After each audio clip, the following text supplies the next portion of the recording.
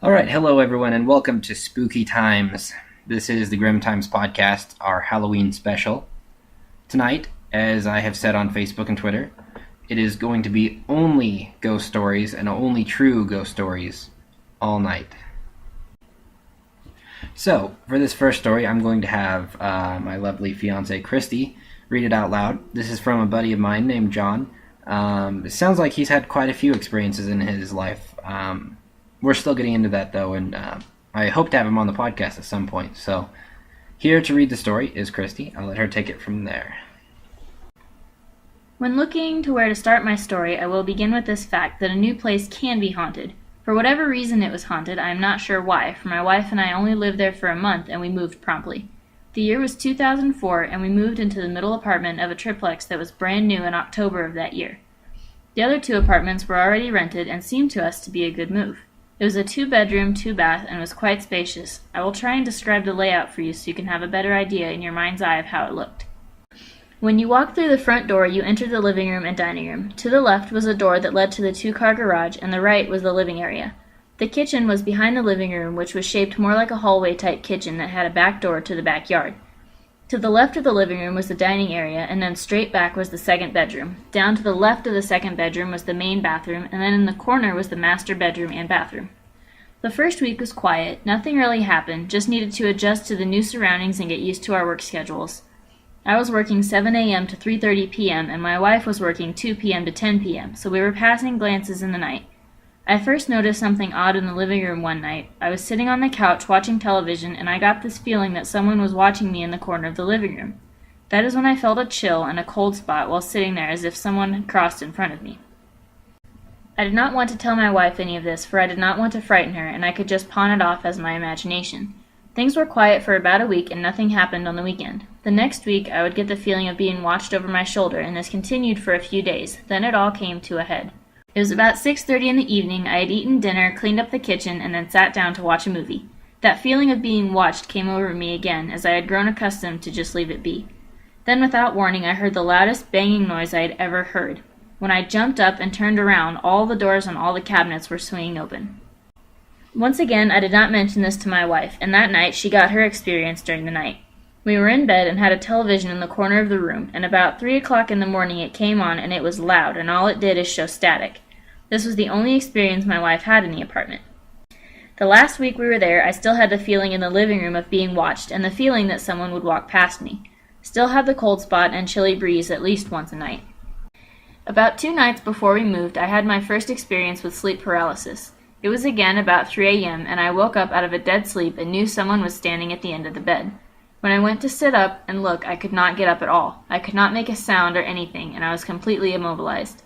It lasted about 3 minutes, and when I was able to move, I sat up and there was nothing there, not even the feeling of something in the room. Within the next 2 days, we moved out of the apartment and have been living in peace without any more experiences. It was the only time we ever lived anywhere haunted. All right, thank you, Christy. I just want to mention something here. It actually brings up a really good point in the story. Sleep paralysis. This happens to a lot of people. You will have it happen to you at least once in your life. And I have yet to have it happen, and definitely do not want to have it happen. But that is the common description of it. You cannot move whatsoever. You're pretty much stuck. You can't make a sound either. And you always feel like there's somebody either standing next to you or standing at the end of the bed, somewhere in the room, and you just feel like you have to look at them or you have to find out what's going on. And that's human nature, I guess. But I mean, there's nothing you can do about it. And sometimes that goes along with the old hag syndrome. And this is a really common thing as well. A lot of people will describe a heaviness on their chest when they wake up, and they can't hardly breathe, and they can't move. They're paralyzed. And even some people describe a feeling on their throat of being kind of suppressed and not being able to breathe.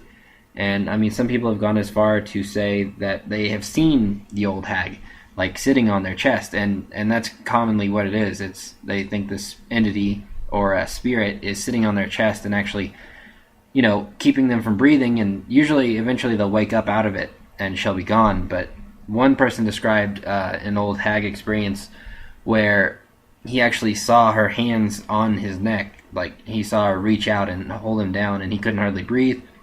and all he could see in her face was darkness. Like, he couldn't make out anything, but somehow he just knew that she was smiling at him, and it was like the most wicked smile you can even imagine. And eventually he woke up out of it, and he tried to scream for his wife, though, and she couldn't even hear him because he couldn't make a sound, and she was fast asleep right next to him in the bed. And as well, just fair warning to everybody, they say that if you sleep on your back, you're at a higher risk for having sleep paralysis. And a lot of experts will say it's just a mental thing and just a scientific thing. But then again, if you're listening to this podcast, you're obviously open to other things, and I believe this is one of those other things. So I'm going to move on to the next story here. This is from Christy's best friend, Alyssa, and she was kind enough to send me this story on Facebook, so I really appreciate that.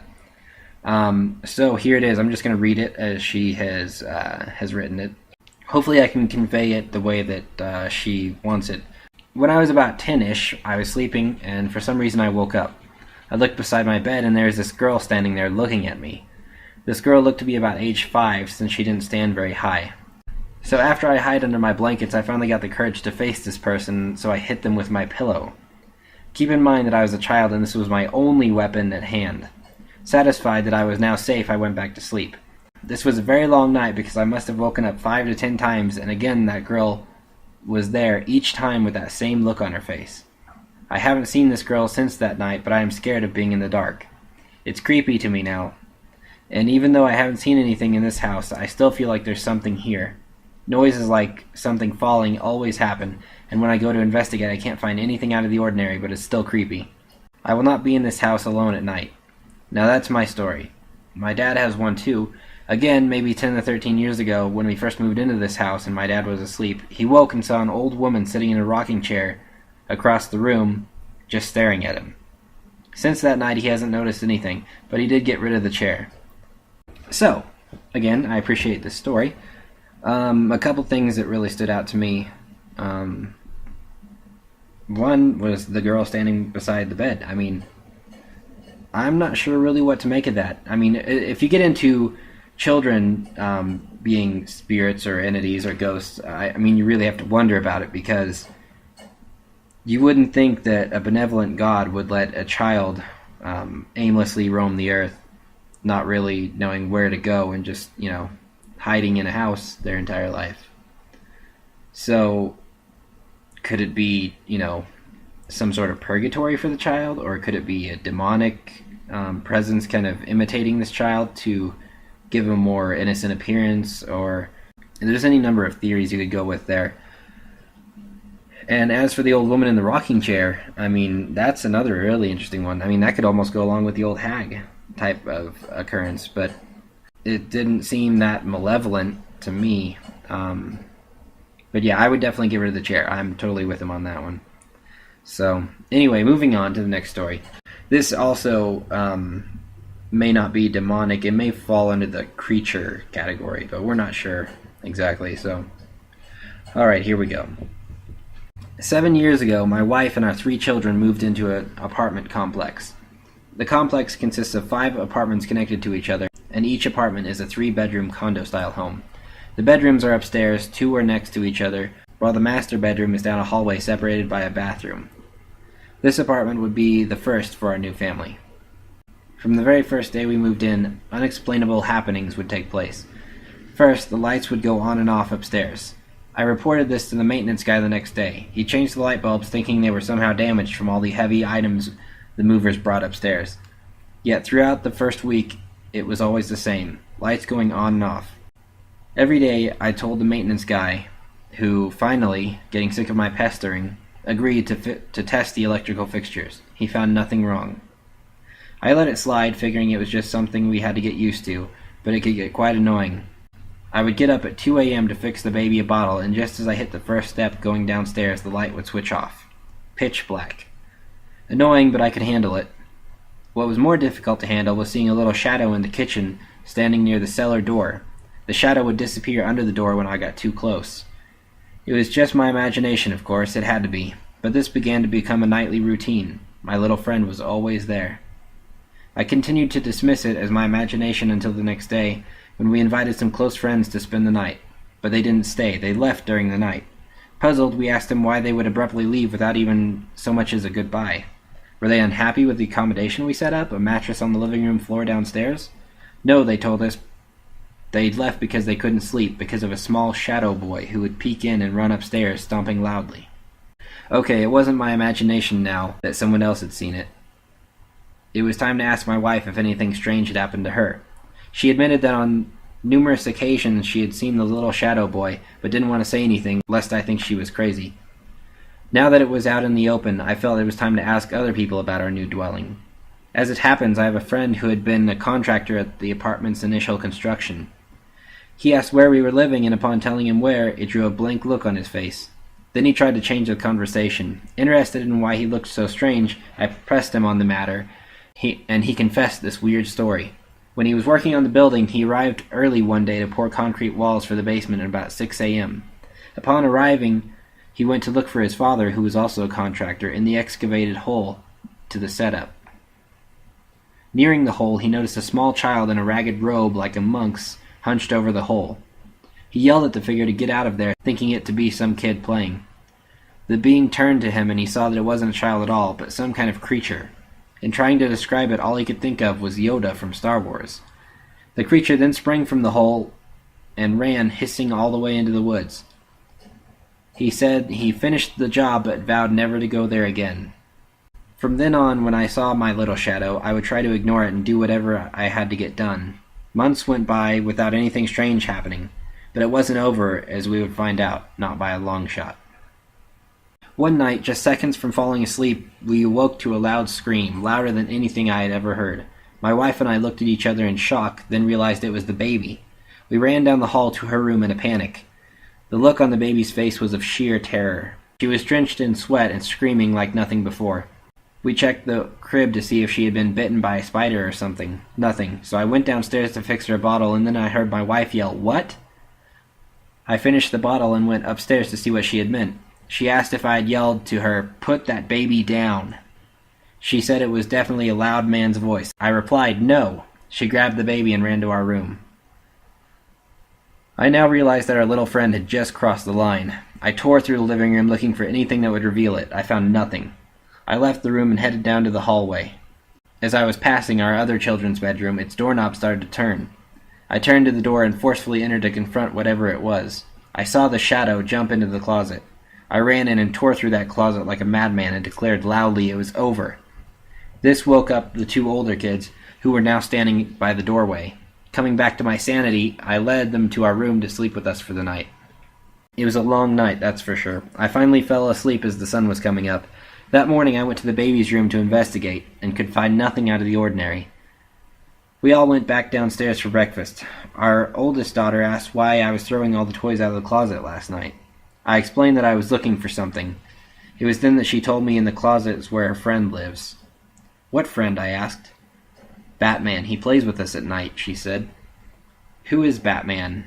I asked, curious for information. "Batman is our friend," she explained. "What does he look like?" "He's all black and we can't see his face, but he can fly and he lives in our closet and can go through walls. And he wants us to go with him all the time." Now it came to light. It wants the kids. I told her that this Batman isn't real, and if she sees him to tell him to go away, by himself. They agreed. Not willing to vacate our new home, we tried to go on as usual, if a little more cautious. A few more weeks went by without incident, until one night. My wife and I sometimes fall asleep with the TV on. I awoke around 2 a.m. because the TV was loud and playing a cartoon. I decided I should get up and turn it off before it woke the kids. I rolled over in bed and saw a little person standing there about 3 feet away watching the TV. "You better go back to bed," I said, thinking it was one of the kids. With no response, I reached for my glasses to see which one was disobeying. I put my glasses on and looked, not believing what I saw. I sprang up to a sitting position. The thing watching TV didn't even seem to notice me, but appeared to be mesmerized by the cartoon. It was a little creature, completely gray and skinny. It stood about 2.5 feet tall, with big, black, shiny eyes and a small mouth. The shape of this thing was that of a shaved cat standing on its hind legs. It had no tail that I could see, but had horns curled over its head, like a ram's. The sight of this entity took a moment to sink in. This was no shadow, but the real thing. Although a bit frightened, I still managed to give a good, swift kick at the creature, but when my foot hit the wall hard, I realized I missed. It must have been really into the show because it didn't even flinch, it just stood there. Then it slowly turned toward me and let out this hiss, just like a cat. This time I got off another kick. Bingo! Connection. I felt it curl around my foot and fly out the door into the hallway. It felt so good I ran out to finish it off, but it was gone. I looked all over, but I couldn't find it. I returned to my bedroom. By this time my wife was up. "What's going on?" she grumbled. I replied, "Nothing. Go back to sleep." The next day I was like a new man, alive and ready for round 2, but that was it. We never saw the creature again. It may not have disappeared entirely, though. Our neighbors now have visitors of their own, they tell me, and I offered them my advice. Don't ignore it, confront it, and don't be afraid to stand up to it. It won't go away without a good swift kick out the door. And that's the end of the story. This one I really don't know what to make of. It seems like it could be a physical being if he was able to kick it. But I do appreciate him actually doing something this time. I've always, thought, hey, why don't you actually, try something? I mean, I don't expect you to fist fight a ghost or anything, but still, I mean, you could do something. I don't know. But anyway, that is my last story for the night. Our podcasts are only about 20 minutes long, so we're pretty much out of time here. We're coming up on it at least. Alright, well, that's the end of our show. Hopefully that made your Halloween a little bit scarier for the evening. Thank you all for listening, and this is the Grimm Times podcast, Spooky Times. Wife was working 2 p.m. to 10 p.m., so we were passing glances in the night. I first noticed something odd in the living room one night. I was sitting on the couch watching television, and I got this feeling that someone was watching me in the corner of the living room. That is when I felt a chill and a cold spot while sitting there as if someone had crossed in front of me. I did not want to tell my wife any of this, for I did not want to frighten her, and I could just pawn it off as my imagination. Things were quiet for about a week, and nothing happened on the weekend. The next week, I would get the feeling of being watched over my shoulder, and this continued. When looking to where to start my story, I will begin with this fact that a new place can be haunted. For whatever reason it was haunted, I am not sure why, for my wife and I only lived there for a month, and we moved promptly. The year was 2004, and we moved into the middle apartment of a triplex that was brand new in October of that year. The other 2 apartments were already rented and seemed to us to be a good move. It was a 2-bedroom, 2-bath, and was quite spacious. I will try and describe the layout for you so you can have a better idea in your mind's eye of how it looked. When you walk through the front door, you enter.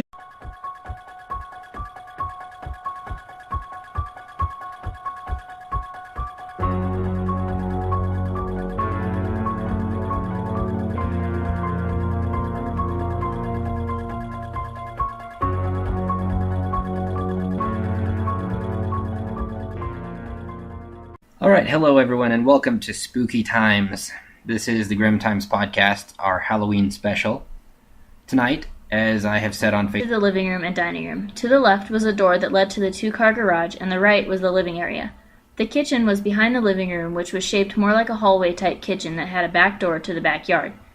To the left of the living room was the dining area, and then straight back was the 2nd bedroom. Down to the left of the 2nd bedroom was the main bathroom, and then in the corner was the master bedroom and bathroom. The first week was quiet. Nothing really happened, just needed to adjust to the new surroundings and get used to our work schedules. I was working 7 a.m. to 3:30 p.m. and my Facebook and Twitter. It is going to be only ghost stories and only true ghost stories all night. So, for this first story, I'm going to have my lovely fiancée, Christy, read it out loud. This is from a buddy of mine named John. It sounds like he's had quite a few experiences in his life. We're still getting into that, though, and I hope to have him on the podcast at some point. So, here to read the story is Christy. I'll let her take it from there.